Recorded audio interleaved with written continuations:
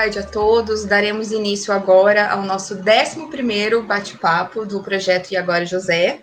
E o nosso convidado hoje é o Rafael Finardi. Ele está aqui para contar um pouco das experiências acadêmicas e profissionais dele. Boa tarde, Rafael. Seja bem-vindo. Boa tarde, Laís. Tudo bom? Prazer estar participando aqui com vocês hoje. Então, a gente vai começar com algumas perguntas e você vai falando sobre a sua vida, o que você acha interessante de experiência para que os nossos alunos já estejam aprendendo e se preparando para o futuro deles próximo. Ok. Primeiro, eu quero que você fale para a gente como que era o Rafael adolescente. Quando você tinha lá seus 16, 17 anos, quem era o Rafael? Quando eu tinha 16, 17 anos, bom, primeiro deixa eu me apresentar rapidinho. Eu sou o Rafael, eu tenho 27 anos, eu sou psicólogo, hoje eu trabalho na área de recursos humanos. 16, 17 anos já faz um tempinho, né? Às vezes eu penso que foi ontem, mas já faz 10 anos já que eu saí do ensino médio. Quando eu tinha 16, 17 anos, confesso que eu ainda não tinha nenhuma ideia, acho, de qual carreira seguir ainda. Tinha algumas ideias, assim, mas nada definido, nada com certeza. Até porque eu acho que a gente que com 16, 17 anos tem muito pouco contato ainda com o mercado de trabalho ou com as próprias faculdades em si, né?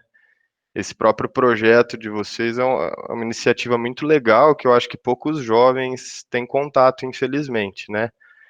E a gente com 16, 17 anos é exigido que a gente escolha, às vezes, o curso que a gente deveria seguir a carreira para o resto da nossa vida, né? Uma decisão bem importante e às vezes a gente tem pouca informação, né? Eu com 16, 17 anos não trabalhava ainda, né?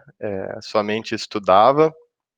Eu eu pensava que o meu sonho assim era trabalhar em grandes empresas. Não tinha muita noção ainda da área que eu gostaria de trabalhar, mas o que sempre foi colocado muito forte em mim assim pela minha família, pelo meu pai e pela minha mãe, é que eu poderia escolher qualquer profissão. Eles nunca tiveram algo do tipo, ó, você vai ser advogado ou você vai ser jornalista igual a sua mãe. Mas eles sempre impuseram que eu teria que estudar alguma coisa e trabalhar quando eu terminasse o meu ensino médio, fosse com o que eu quisesse, né?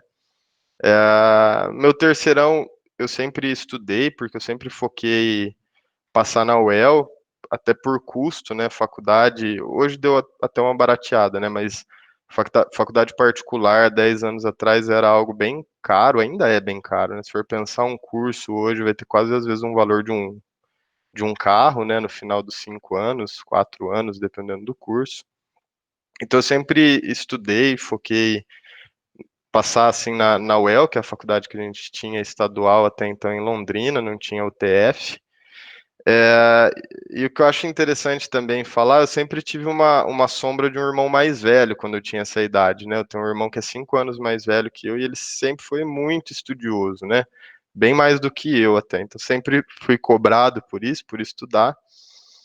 E ainda com 17 anos, né, eu tive que chegar a essa escolha, estava falando até um pouquinho antes, de qual faculdade ingressar, né? E pensando que eu faria isso para o resto da minha vida, era isso que eu tinha na minha cabeça, que a faculdade que eu escolhesse ali com 17, isso eu teria que seguir e cursar para o resto da minha vida, né? Depois, acho que a gente vai contar um pouco mais da minha história, não foi bem assim.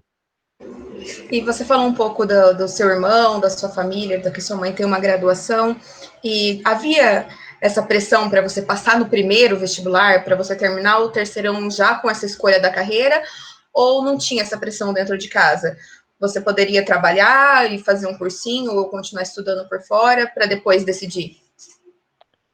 Tinha. Mesmo que às vezes meio velada, sempre existiu essa cobrança.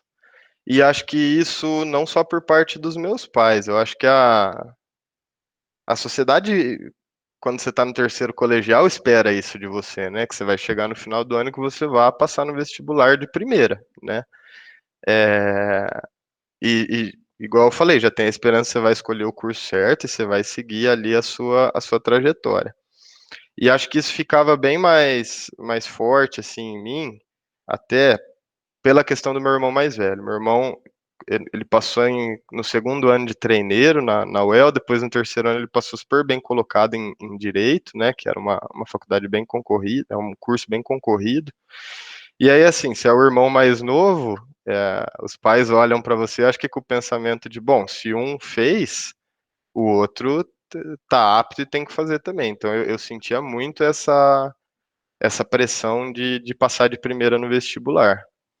O que hoje eu vejo que é não uma bobeira, né? Eu acho que é legal, tipo, se você conseguir passar no terceiro colegial é ótimo, é um ano que você evita de às vezes ter que fazer cursinho, que você vai revisar uma matéria que você já aprendeu. Mas eu acho que às vezes é tanto peso e tanta pressão para se passar de primeira no vestibular, e é algo tão, a gente vai viver tantos anos aí da nossa vida, né? Se passar com 17 ou se passar com 18 é uma diferença tão pequena, né? E digo até mais, talvez se de 17 para 18 já mude muito a cabeça do adolescente, do jovem aí, né? A nossa cabeça hoje em dia, eu tenho 27, de um ano para o outro muda tanto, né? Às vezes ele vai ter até mais propriedade para escolher o curso se ele não passar de primeira. Acho que isso é até interessante a gente ponderar também. Mas tinha muita pressão para eu passar quando eu tinha 17 anos. E como que foi a escolha do curso? E que curso você decidiu? Se você tinha certeza que era isso? O que passava na sua cabeça nessa época de fazer a inscrição para o vestibular? Tá. Quando eu estava no colegial, no primeiro colegial, eu queria muito fazer medicina. Porque acho que nem pensava no dinheiro, né? Porque acho que hoje muito quem escolhe medicina pensa muito na parte financeira que está envolvida, né? Eu pensava muito no curso de medicina porque eu gostava da parte clínica, sempre achei muito interessante, né? Desde o clínico geral, que atende a gente quando vai numa UPA, quando vai num hospital, até o médico específico, né? Que faz uma cirurgia ou que atende um tipo específico de problema, né? Sempre achei muito interessante essa área. Quando eu cheguei no segundo colegial, eu fiz o vestibular de treineiro também, né? Nem sei se o pessoal faz isso hoje em dia, mas na época era bem comum. E eu fiz para biologia, que tinha as mesmas específicas de medicina. Eu até fui bem no vestibular para estar no segundo colegial, mas quando eu fiz, eu tive o pequeno vislumbre de olhar e falar, cara, se eu for fazer medicina, eu não vou, primeiro, eu não vou passar no terceiro colegial, seria, acho que impossível, até pelo tanto que eu estudava, é um curso diferenciado, querendo ou não, vestibular, a gente sabe disso. Quem quer medicina tem que se esforçar mesmo, tem que dedicar uma quantidade de horas diferenciada para estudar, não é tão simples. E aí eu entrei para o terceiro colegial falando, bom, se eu não vou fazer medicina, o que que eu vou fazer? Porque eu preciso fazer algum curso, né? Eu desisti da medicina pela parte do estudo, não é muito bonito falar isso, mas desisti na época, eu falei, o que que eu vou fazer? E tem uma fala que se diz muito, e no meu caso foi verdade, acho que não é verdade para todo mundo, mas o povo fala muito, tá? Quem não sabe o que quer fazer, faz administração, né? E foi o curso que eu acabei me interessando. Por que que eu acabei escolhendo a administração? Realmente porque eu não queria, não sabia o que eu queria. E a administração é um curso que abre um leque muito grande para o mercado de trabalho. O administrador, quando você olha dentro das empresas, você praticamente consegue trabalhar em qualquer departamento, RH, financeiro, a própria parte de produção, a própria parte gerencial. Então, é um curso que te dá muita base para você depois escolher o seu caminho, né? E acho que eu, nessa indecisão, falei, bom, eu vou fazer isso, vou escolher esse curso, é, e aí, posteriormente, eu consigo me especializar em alguma área. Foi o curso que eu escolhi. Prestei só a UEL na época, não prestei outras faculdades, o que eu acho que foi até um erro. Eu acho que quem é jovem e tem essa possibilidade de prestar vestibulares em mais de um lugar, tem que prestar, não tem que ficar restrito só, às vezes, à sua cidade, à sua região. Na época eu nem pensei tanto nisso, não pensava tanto nisso, acabei prestando só a UEL. Acabei passando, que foi muito bom, e acabei ingressando. Eu ainda tinha 17 anos quando eu ingressei no curso de administração, eu não tinha nem virado 18 anos ainda. Então, ainda tinha uma cabeça bem, bem juvenil, assim, né, acho, para entrar na faculdade. O que é bom em alguns pontos, e que em outros pontos, para mim, se tornou um revés também dentro da faculdade. E você lembra um pouco de como era a grade do curso, como que era o curso de administração na UEL? Lembro. A grade do curso nos primeiros anos, nos primeiros semestres da UEL, ele é bem. Ele vai passar bastante parte de metodologia, o que é um assunto bem maçante para quando você acaba de entrar na faculdade. Ele passa um pouco da história da administração e ele começa a pegar essas áreas que eu falei, como, por exemplo, quando se fala da parte financeira, então matemática financeira, que é o básico, né, da matemática ali para a área de administração. Psicologia, ele dá uma pincelada bem básica também do que é gestão, o que é um departamento de RH. Ele começa a pegar os departamentos das empresas e começa a dar uma pincelada. Então, uma pincelada em marketing, uma pincelada na área financeira. Eu não concluí o curso de administração, né, posteriormente na UEL, cheguei até o segundo ano e daí eu acabei trancando esse curso. É, é um curso bem legal. Eu acho que talvez se eu pudesse voltar um pouco atrás no tempo, eu teria talvez até concluído ele. Mas eu acho que a grande frustração, até não sei se faz parte da pergunta, mas vou entrar um pouquinho. A grande frustração que eu tive no curso de administração foi o quê? Eu passei o colegial inteiro estudando matérias que eu não gostava, mas que eu imaginava o quê? Eu falava, bom, isso aqui eu vou usar para o vestibular. Então eu vou precisar dessa matéria. Eu sei que ela não é prática, que eu não vou aplicar isso na minha vida. Exemplo, anéis aromáticos da química orgânica, o benzeno, enfim. Falava, bom, por que eu aprendo isso? Né? Eu nunca vou usar na minha vida, mas preciso aprender para o vestibular. Eu achava que quando eu entrasse na faculdade, eu ia ver coisas práticas da profissão que eu escolhi. Exemplo, se eu entrei para administração, eu vou começar a ver a administração na prática, né? E aí foi uma grande frustração, porque, por exemplo, uma matéria que me marcou muito, metodologia de pesquisa. Você começa a aprender como que se faz uma pesquisa científica, mas não fazendo uma pesquisa propriamente. Você aprende a fazer citação direta, você aprende a fazer APUD, você aprende a fazer um pré-projeto, a formular uma hipótese. Então isso me frustrou muito. Falei, bom, eu estudei, cheguei aqui e agora eu estou vendo mais matérias que não são práticas, né? Que eu não vou usar no meu dia a dia, né? E isso foi até o que me desmotivou e fez eu desistir do curso de administração, né? Achando que era um curso muito teórico e pouco prático, e que aquilo não me interessava, não me gerava interesse, não me gerava vontade de aprender, né? Eu também atribuo isso um pouco à cabeça que eu tinha na época. Por ter entrado com 17 anos na faculdade, talvez eu não tivesse uma cabeça tão formada para conseguir levar até o final do curso, né? E aí, quando vieram essas primeiras dificuldades e frustrações, eu desisti. Falei, eu vou procurar outro curso porque esse curso não está me atendendo. E não levei até o final. E os seus pais, Rafael, quando você chegou e falou assim: olha, não vou fazer, não quero mais. Eles já estavam com aquela, já tinha essa pressão velada, né? Como você disse. E como que eles reagiram quando você falou que ia desistir de um curso de administração em uma faculdade pública, que nem a UEL? Sim, eles não gostaram. É, assim, meus pais sempre foram muito, volto a falar, tranquilos, nunca me obrigaram a fazer nada, mas alguns pontos para eles são inegociáveis, no sentido, o que eles falaram para mim na época, né? Olha, você não quer fazer administração? Tudo bem, a gente acha que você deveria continuar, é um curso bom, né? Colocaram a opinião deles para mim, né? Eles falaram, tudo bem, se você está falando que não quer, não tem problema, você é novo ainda. Agora, você vai estudar e você vai trabalhar em alguma coisa, né? Na época, só esqueci de falar, quando eu entrei em administração, A regra lá em casa era assim: a partir do momento que acaba o seu colegial, você não tem mais um centavo do pai nem da mãe.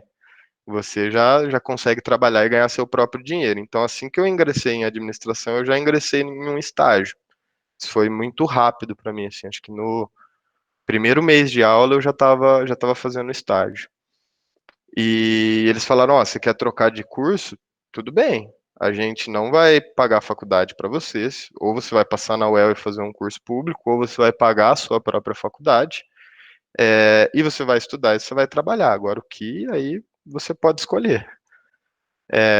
E aí, mesmo com sabendo que eles não iam gostar muito, mas aí acho que nisso eu fui um pouco egoísta e acho que a gente tem que ser, pensar na nossa carreira, na nossa vida, porque no final das contas, quem vai ter que conviver com essa decisão para o resto da vida era eu, né? Somos nós. Quem vai ter que cursar a faculdade e depois viver com essa graduação são os próprios alunos, né? Somos nós. Então, a gente tem que, acho que, ouvir a opinião dos outros, mas no final a gente tem que seguir o nosso desejo, né? Ponderar, mas seguir o nosso desejo. E aí, mesmo com eles, sabendo que eles não gostavam muito da ideia, eu resolvi trancar o curso. E aí, o grande problema foi: tudo bem, eu vou trancar a administração, mas o que que eu quero? E eu tinha, acho que, 18 para 19 anos e eu ainda não sabia o que eu queria. Isso foi muito difícil.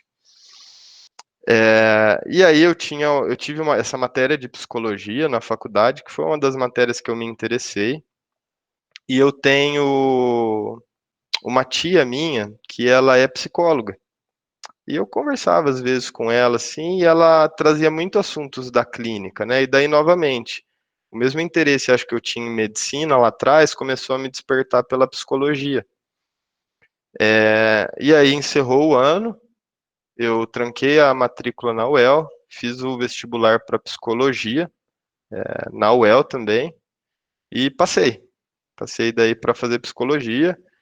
Só que aí, novamente, acho que o meu erro. Eu escolhi o curso sem ter ido me aprofundar em que esse curso estudava, quais eram as aplicações, né? Eu imaginava a psicologia até então somente a área clínica.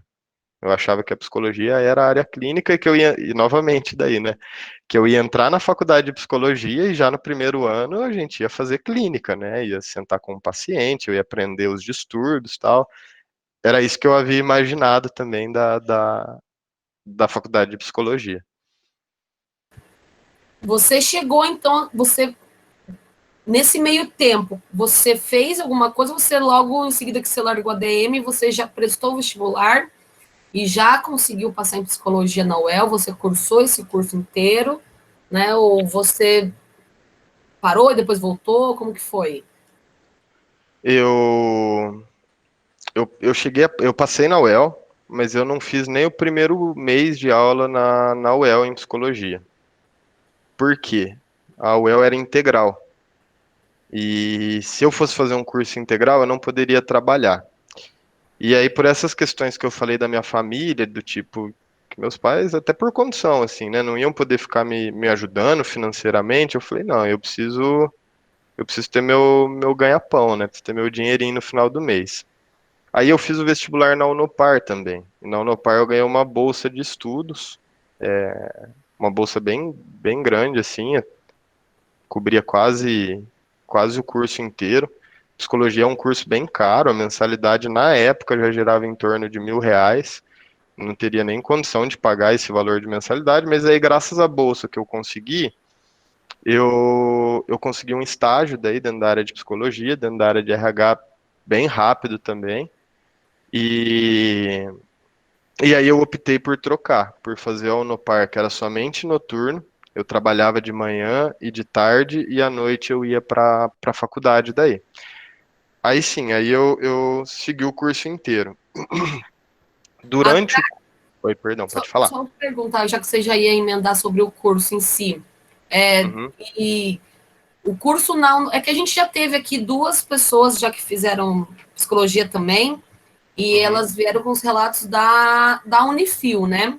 Aí eu uhum. queria te perguntar como que é, né, a grade do curso da Unopar, duração desse curso ali na Unopar, né? E se você lembrar, tipo, como foi a sua fase ali de estágios, referente quando começou, como que era o processo ali dentro da Unopar, porque a gente não tem ainda essa visão, né, da Unopar. Tá.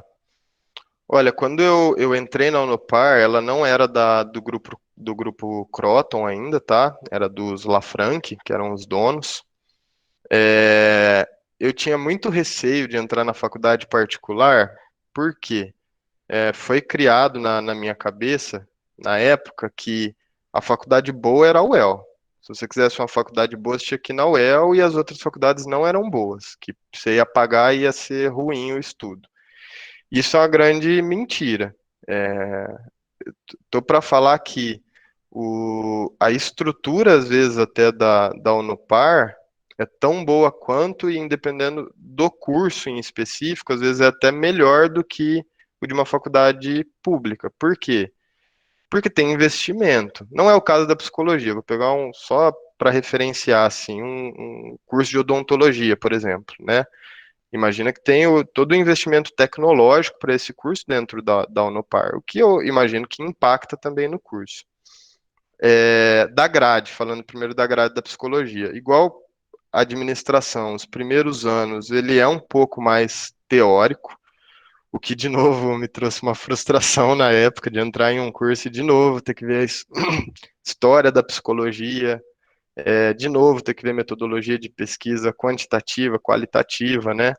Então, eu imagino, e até que eu converso assim com outros colegas de outros cursos, né, que a maioria dos cursos você não vai fugir disso. Os primeiros anos vão ser um pouquinho mais teóricos, vão ser um pouquinho mais maçantes às vezes, né? Mas o que me animou e o que eu gostei bastante da grade do curso é que logo na metade do segundo ano e do terceiro ano para frente, as matérias começam a ficar bem aplicadas, mas bem aplicadas mesmo, né? Então você vai ver as raízes da psicologia comportamental, da psicanálise, né? Que são vertentes aí, são áreas de estudo da psicologia. E aí o que me encantou e eu gostei muito é que talvez diferente de alguns outros cursos, tudo que você estuda na psicologia você aplica e você vê no seu dia a dia, porque o objeto de estudo da psicologia é a mente humana. E a gente está cercado de pessoas nosso dia inteiro, e a gente está tendo contato e trocando experiências, conversando, se comportando próximos dos outros, né? É, e aí isso fez um boom na minha cabeça, assim, né? E tudo que eu via na aula, quando estava no meu dia a dia, eu tentava observar, tentava aplicar aquilo, e isso me interessou muito. Eu acho que foi o que me fisgou assim na psicologia, e daí foi quando eu comecei até a me interessar mais e estudar mais no curso. Eu sempre falo isso, o curso, a partir do momento, eu acho que você entende o que você gosta nele e qual que é a prática daquilo para você, e quando aquilo faz sentido, o estudo daquilo, a leitura e a aplicação se torna muito mais fácil, né? Não se torna trabalhoso. O que dependendo às vezes da matéria que você vai estudar, se for algo que você não gosta ou que você não entende a aplicação daquilo, se torna mais trabalhoso, né? Tem até uma frase que fala, né, que feliz é a pessoa que trabalha naquilo que ama, né? Porque daí ela não trabalha. Eu acho que o estudo é a mesma coisa. Feliz é aquele que estuda o que ama, porque daí aquilo lá não é um esforço, não é um estudo, é um prazer, tá lendo, né? Acho que eu divaguei um pouco aqui da pergunta, mas a grade, então, no começo é um pouco mais maçante, um pouco mais teórica, e daí para os últimos anos você começa a ver a parte mais prática. Perdão, o que você tinha perguntado mais, Tamires? A partir de que ano começa a você fazer esse estágio de clinicar ali dentro? Ah, Eu acredito legal também. que tenha, igual a UEL tem, a Unifil tem, que é aquela clínica que é aberta ao público, né? E Isso, que vocês, alunos, ali naquele processo já de final de curso, né? Está ali atendendo. Como foi legal. essa experiência para você? Tá, deixa eu só explicar aqui que isso eu acho legal também para quem se interessa em estudar por psicologia.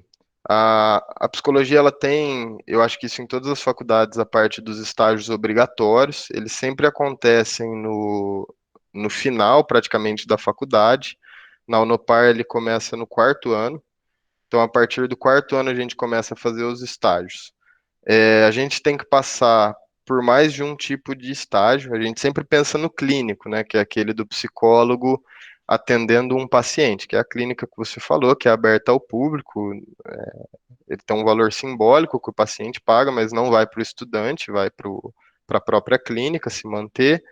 E ali é onde a gente realmente aprende, tem esse contato com a clínica, que eu acho que quando quem entra em psicologia, em geral, entra pensando nisso. 90% da minha turma pensava em psicologia enquanto psicologia clínica.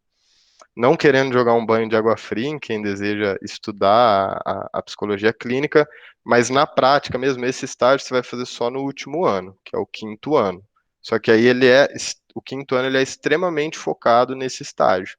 Então você vai, além de fazer o estágio, as suas matérias durante a semana são focados nesses atendimentos, em você discutir com o professor o que que você está atendendo, você estudar o que você tá atendendo, né? E acho que disparado é o estágio mais legal que tem mesmo, é o suprassumo, e até por isso fica para o último ano, né? Tirando o estágio clínico que você vai fazer no quinto ano lá na Unopar, no quarto ano você faz o estágio que eles chamam institucional. E aí você tem várias áreas que você pode escolher. Exemplo, a psicologia escolar. Você vai fazer um ano de estágio dentro da escola. Ou para quem gosta da área hospitalar, você vai fazer um ano de estágio dentro de um hospital. E aí ali o estágio ele não é um estágio clínico, ou seja, você não vai atender um paciente. Você vai fazer o trabalho do psicólogo dentro dessa instituição. Então, se for dentro da escola, um estágio de psicologia escolar, se for dentro do hospital hospitalar. E aí, no meu caso, eu peguei uma instituição bem peculiar, que teve pontos muito positivos, alguns pontos negativos, mas eu acho que foi uma experiência muito bacana. Eu fiz o meu estágio institucional dentro da PEL2, que é a penitenciária de Londrina, a maior que tem de Londrina, são 1.200 presos lá. E aí a gente fez um trabalho lá dentro mesmo do presídio, com os presos, e foi muito legal. Acho que talvez até mais legal e mais rico para mim do que com os próprios presos que eu aplicava o estágio. Para mim foi muito enriquecedor esse estágio. E uma outra coisa que eu acho legal falar também, quando eu fiz essa troca da UEL pela Unopar, foi justamente por estágio. Por quê? A UEL ela é integral e nos primeiros anos você tem muito pouco janelas, né, para você poder trabalhar ou estagiar. Tá? E as empresas em geral que buscam estagiários de psicologia, eles remunerados, né, daí nos primeiros anos, eles buscam para a área de RH, que é uma área que trabalha em horário comercial.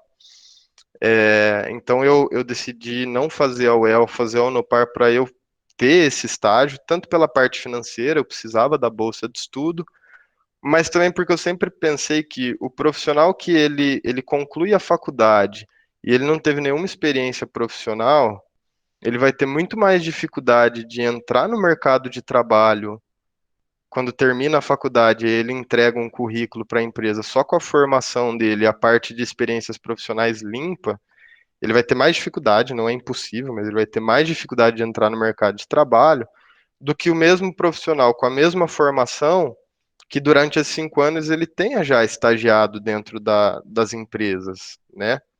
Ele já traz com ele uma bagagem, né? Não que isso seja determinante, mas eu acho que é um diferencial. Sempre enxerguei assim.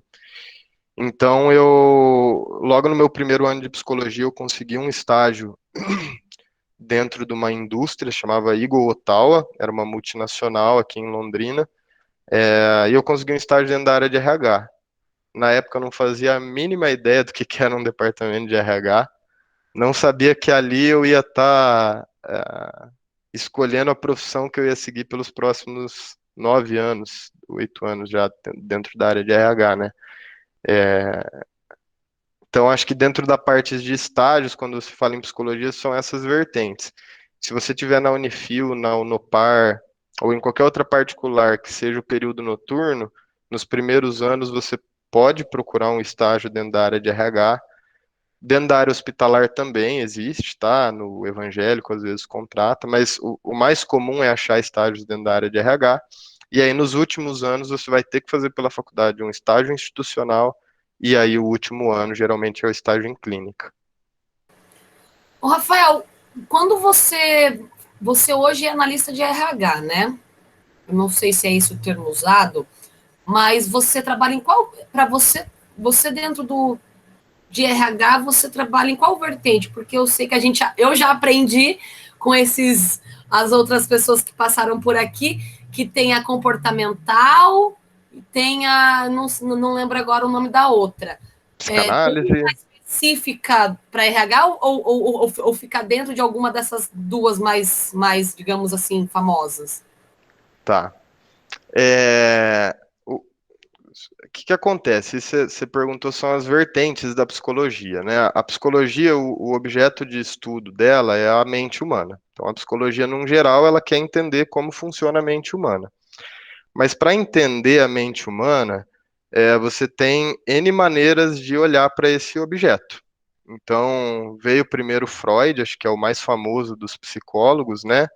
E o Freud, ele decidiu olhar para esse objeto, que é a nossa mente, né? Através da psicanálise, que é uma vertente. Então, ele enxerga o homem olhando daquela maneira. Skinner, que é o outro psicólogo muito famoso, ele vem e ele olha esse mesmo objeto que Freud está olhando, só que ele olha de uma outra maneira, que é a comportamental, né? Depois, se você for ver, vai ver Roger, que vai olhar e vai criar a teoria humanista, e por aí vai. Tem hoje, sei lá, N vertentes aí que são reconhecidas pela psicologia. Isso é um pouco frustrante que eu vou falar também, mas que a gente tem que aprender e eu aprendi. Quando a gente está trabalhando em RH, infelizmente a gente não pode ser psicólogo clínico dentro da RH, porque senão você não dá conta do seu trabalho. Então, por mais que eu seja formado em psicologia, e eu carrego tudo isso que eu aprendi na faculdade para dentro do meu trabalho hoje, a formação de psicologia foi importantíssima para mim. Quando eu estou dentro da minha empresa, eu não sou um psicólogo, eu sou um recurso humano, um analista, um coordenador de recursos humanos lá dentro. Eu sou da formação, quando eu me formei e quando eu cliniquei, sempre utilizei a cognitiva comportamental, que é a que você citou ali no começo. Eu vou para o resto da minha vida, quando eu olho para qualquer ser humano, quando eu converso com um amigo, ou quando converso, ou quando vou fazer alguma coisa, eu sempre estou olhando o mundo através da cognitiva comportamental. Isso é natural para mim. No meu trabalho, quando eu vou conversar com um funcionário, quando eu vou fazer uma entrevista, quando eu vou fazer qualquer coisa, eu estou utilizando a cognitiva comportamental, mas não como psicólogo. Se chegar um funcionário lá e ele está extremamente depressivo e ele precisa de uma ajuda psicológica, por mais que eu identifique isso, eu vou encaminhar ele para um psicólogo. Eu não posso nem por um segundo pensar em atender ele dentro do ambiente de trabalho.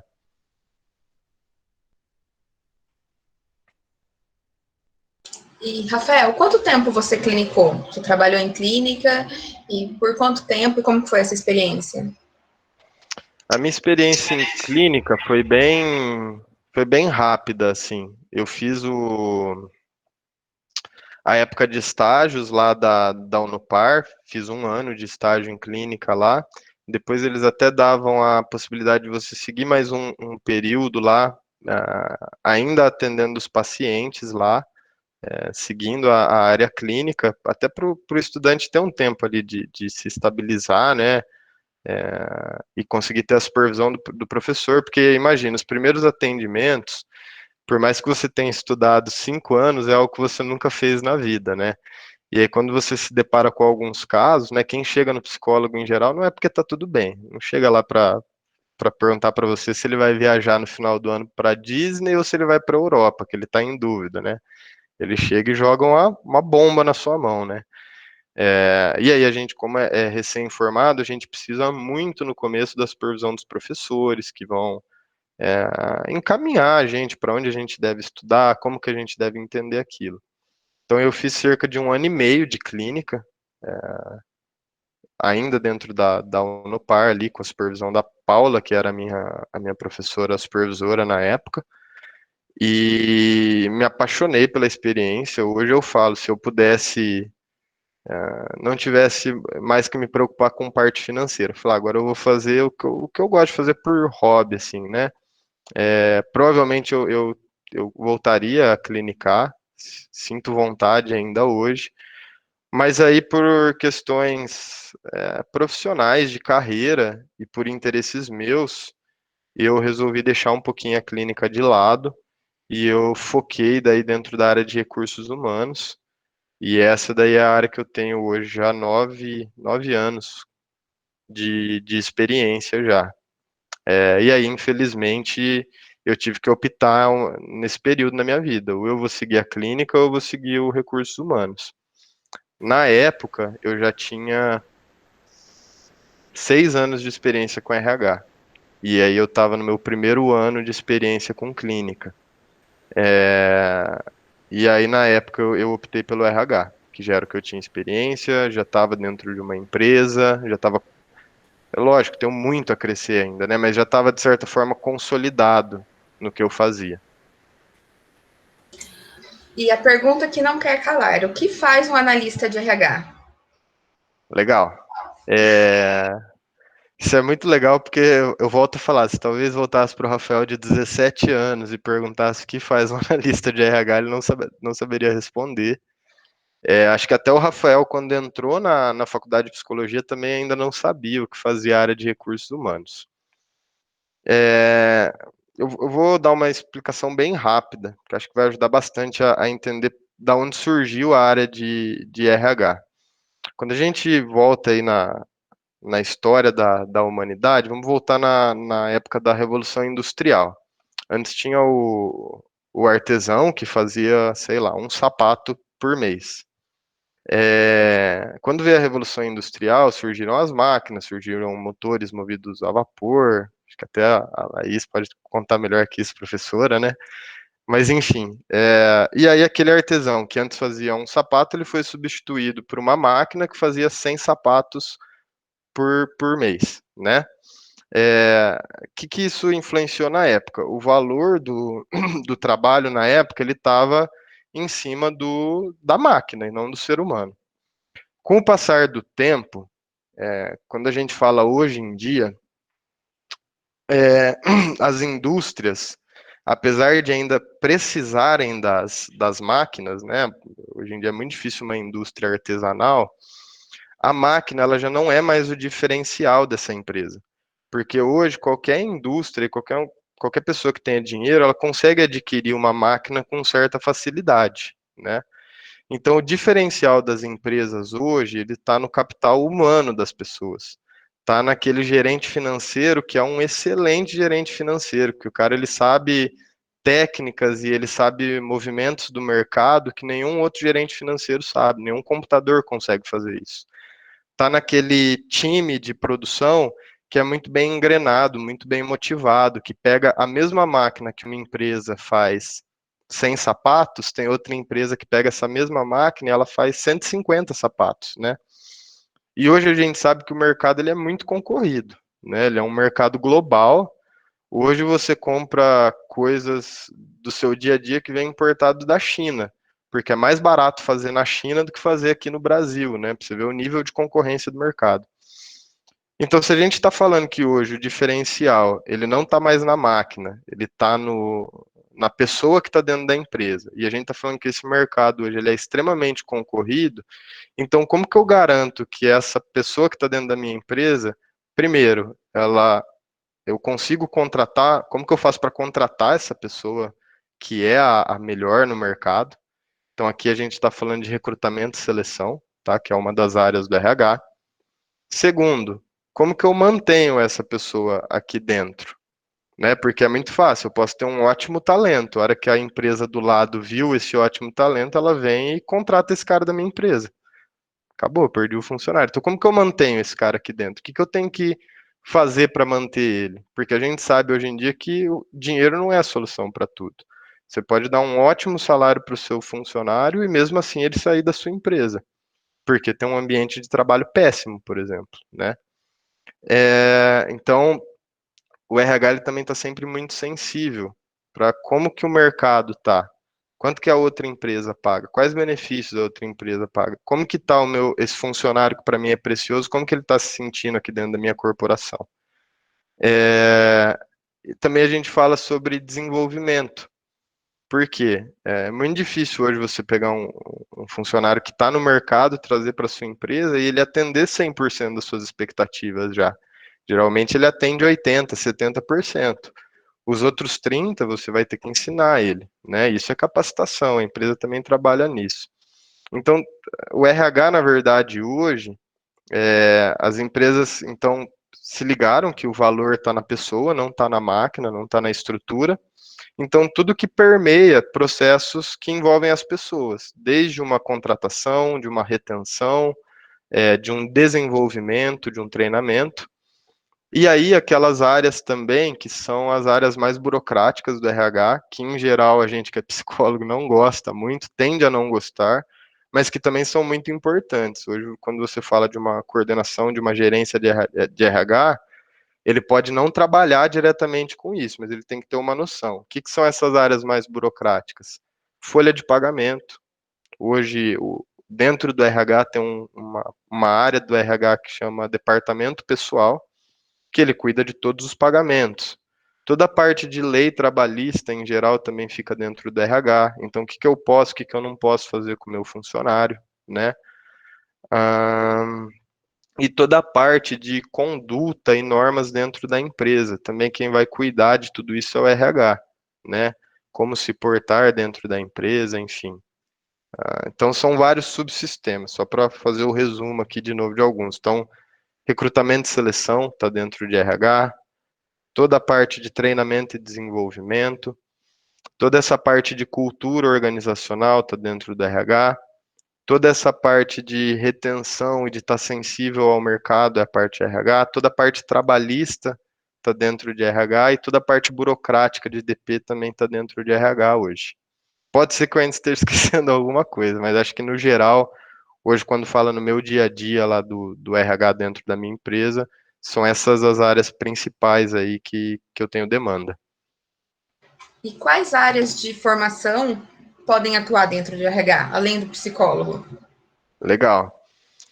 Além da psicologia, hoje a gente vê a administração muito forte. Acho que são as duas áreas mais fortes assim dentro de RH. E a gente também vê a parte de contabilidade. Porque o RH lá atrás, ele nasceu dentro dessa área burocrática, que era a área de DP. Antes o RH ele simplesmente fazia folha de pagamento, né? Era esse o trabalho do RH. Então, por muito tempo, o RH foi essa parte burocrática que puxava um pouco para a contabilidade. Então, você também ainda vê pessoas de contabilidade trabalhando em RH. E hoje também tem um curso que eu não sei se ele é tecnólogo ou se ele é graduação. Acho que é graduação, que ele é específico para RH, que é um curso de gestão de recursos humanos. Até comentando, o curso de psicologia, eu sou apaixonado por psicologia, mas ele não dá um embasamento muito forte para RH, não é o foco, pelo menos da Unopar, tá? Que foi onde eu me formei. O foco principal do curso de psicologia da Unopar, e imagino que na Unifil e na UEL também seja assim, ele é maior para clínica, ele é mais voltado para clínica. A gente tem 2 matérias só que falam de RH no curso inteiro. Isso eu acho que é até algo a se melhorar. Por quê? Depois a gente vê muito psicólogo entrando na área de RH e ou se frustrando, porque não imaginava que a área é o que é, ou tendo que correr muito atrás de aprender, né? Toda essa parte burocrática mesmo que eu falei, que hoje, se você pensa em trabalhar com RH, você tem que ter uma boa noção disso, você não vê nada na faculdade. Você não vê folha de pagamento ou qualquer lei trabalhista dentro da faculdade. E não dá para pensar em trabalhar em RH sem saber isso. Por mais que você vá trabalhar em recrutamento e seleção, você tem que ter uma ideia de todo o restante. E dentro da empresa, de uma empresa grande, que é o que você trabalha, qual outra área você pode atuar com a sua formação em psicologia? Legal.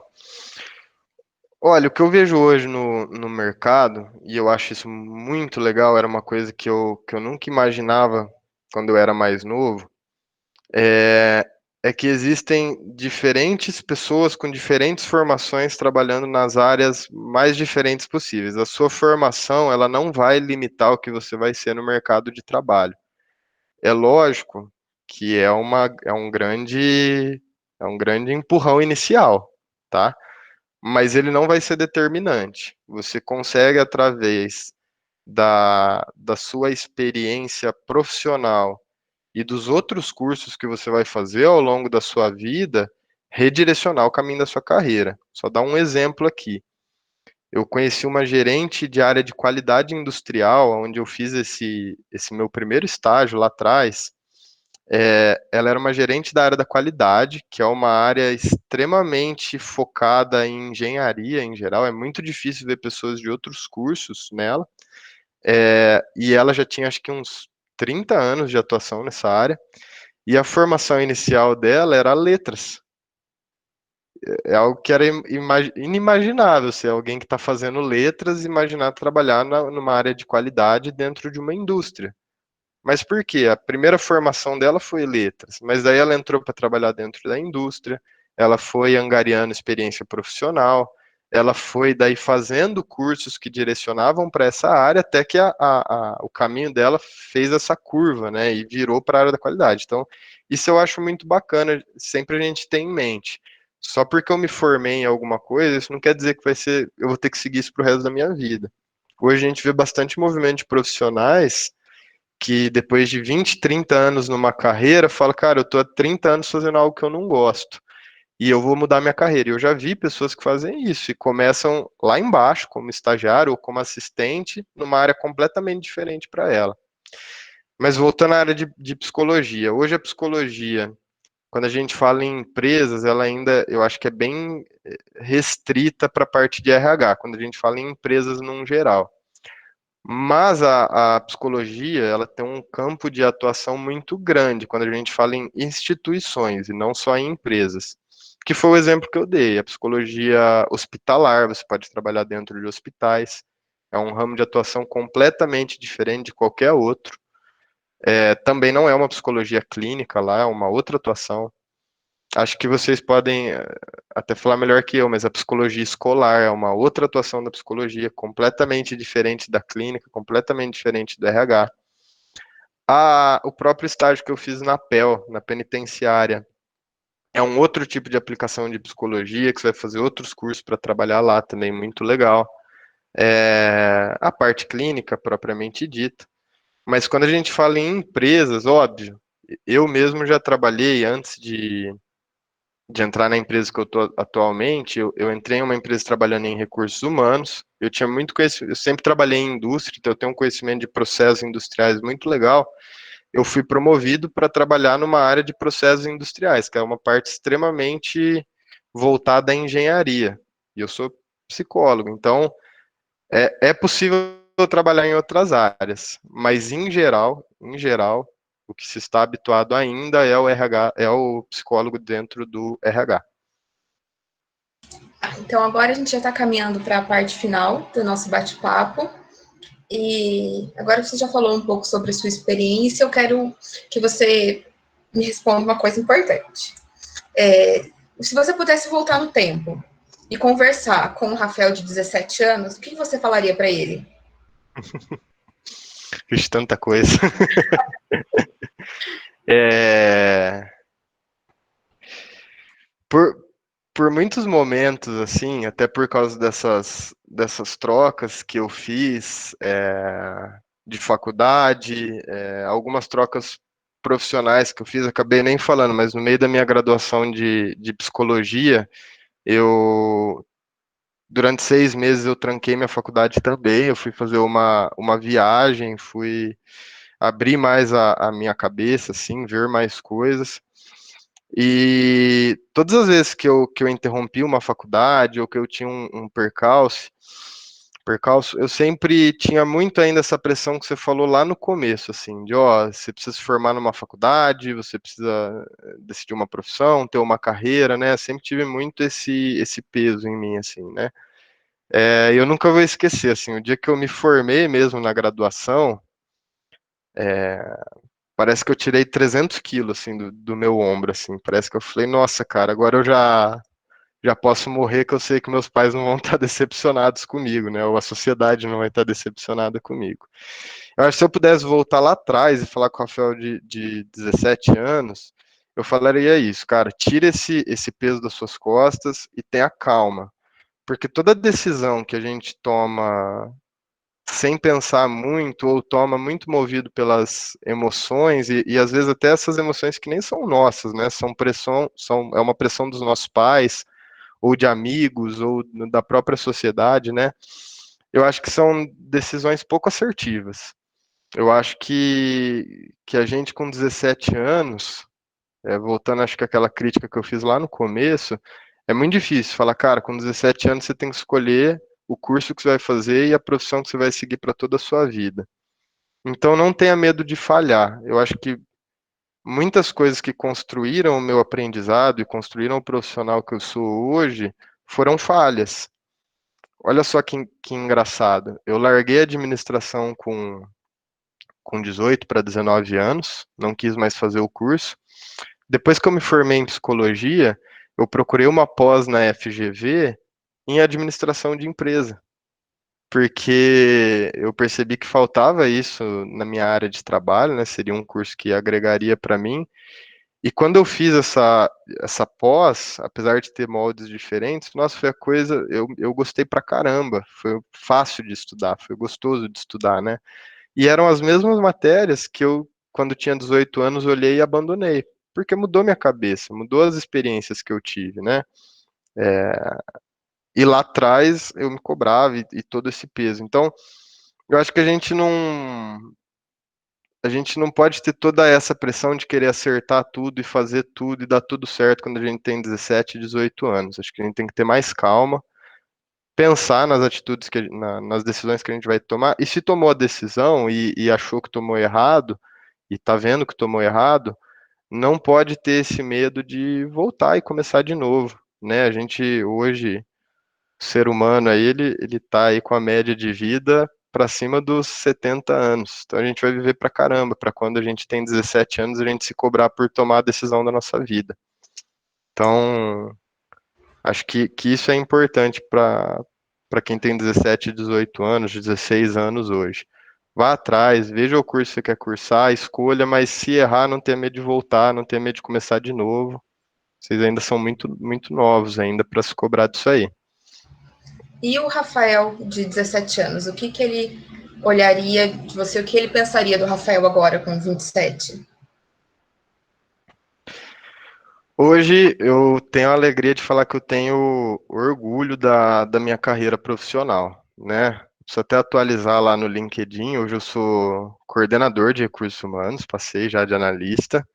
É, eu tenho uma equipe com 3 funcionários, né, que respondem a mim. E quando eu tinha 17 anos, acho que eu nunca imaginei não que eu não imaginei que eu poderia chegar nisso, mas eu nunca imaginei que eu ia ter uma equipe de funcionários, que eu ia ter pessoas que olham para mim hoje como um referencial, como um líder, né? E acho que principalmente nessas horas em que eu mudei o curso da minha vida, o meu maior medo era isso, era chegar em uma certa idade e não ter conquistado nada, sabe? Pô, nunca foi bem sucedido na sua carreira, ou não terminou a graduação, né? Eu acho que o Rafael de 17 anos, se olhasse para o Rafael de 27, ele ia sentir orgulho, né? Eu consegui concluir a minha graduação, consegui concluir uma pós, tenho hoje um emprego, acho que bem bacana, em uma empresa que eu me sinto bem, né? Uma empresa que investe em mim, investe no meu crescimento. Eu acho que isso até tranquilizaria ele um pouco. Acho que se ele olhasse que com 27 ele estaria assim, né? Lógico, ainda tenho muito para crescer, muito para aprender, né? Mas acho que se o Rafael com 17 olhasse o de 27, ele ia ficar um pouco mais calmo. Falar, nossa, com 27 eu vou alcançar, não preciso ter tanta pressa ou me cobrar tanto da minha graduação ou dos meus estágios. Não que não tenha que se cobrar, mas digo a cobrança num sentido ruim, sabe? Num sentido negativo. Ai, Rafael, eu queria agradecer a sua presença. Eu acho que a gente fecha com chave de ouro aí o nosso ciclo de psicologia aí, né? A gente trouxe aí uma pessoa que está ainda estudando, terminando, uma pessoa que faz a clínica, né? E trouxemos aí você com uma outra ideia também, né? Do próprio curso. Eu queria agradecer muito pelo seu tempo aí que você cedeu para nós, que foi de grande valia para, acredito que para todos. Muito obrigada. Eu que agradeço, queria parabenizar Tamires, Laís, eu volto a falar, eu acho que, infelizmente, os nossos colégios, nem todos eles dão esse tipo de projeto, um acesso desse para os alunos. Eu acho que isso, às vezes, é muito mais rico do que qualquer matéria curricular que o aluno possa ter no colegial. Lógico, toda matéria é importante, não estou desvalorizando a matéria, mas digo, às vezes é tão mais rico investir uma hora em ver o que realmente as profissões fazem, ver como funciona uma empresa, como funciona uma área de engenharia, ou uma área de RH, ou uma área financeira, né? Até para eles terem mais tranquilidade, ser mais assertivos nessa decisão que é muito importante, né? Como eu disse, que eles vão ter que tomar aí de vestibular. Enfim, parabenizar vocês, acho que isso é muito bacana e que bom seria se todos os colégios e todos os alunos de colegial tivessem acesso a um projeto assim. Obrigada pela sua participação, pelo seu tempo. Obrigada a todos que estão nos assistindo. Muito Isso obrigado. aí. Tchau, tchau. Tchau, tchau, pessoal.